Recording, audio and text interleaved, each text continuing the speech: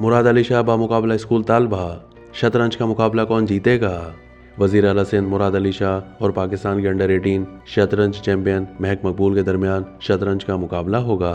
वजीर आला का तर्जुमान ने बताया है कि मुराद अली शाह और महक मकबूल के माबैन ये दिलचस्प मुकाबला हफ्ते की दोपहर 3 बजे वजीर आला हाउस में होगा, जिसे बराह रास्त नशर भी किया जाएगा।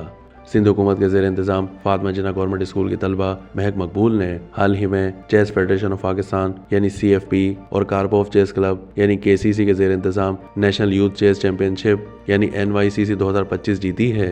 कराची से ताल्लुक़ रखने वाली शतरंज की माहिर और पाकिस्तान की सबसे कम उम्र ग्रैंड मास्टर बनने की सलाहियत से मालामाल महक मकबूल बरोज़ हफ्ता वज़ीर आला हाउस में होने वाले एक दोस्ताना मैच में मुराद अली शाह के खिलाफ अपनी सलाहियतों को आजमाएंगी।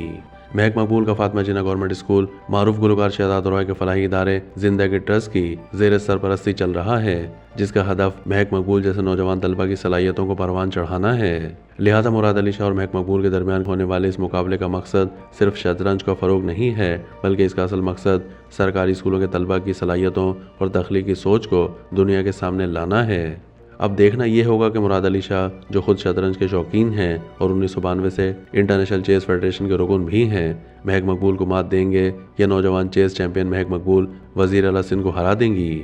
वाज़ेह है कि नेशनल यूथ चेस चैंपियनशिप, जो इंटरनेशनल चेस फेडरेशन के कवानीन के तहत मुनक्किद की जाती है, नेशनल यूथ टीम के लिए ऑफिशियल सिलेक्शन टूर्नामेंट है।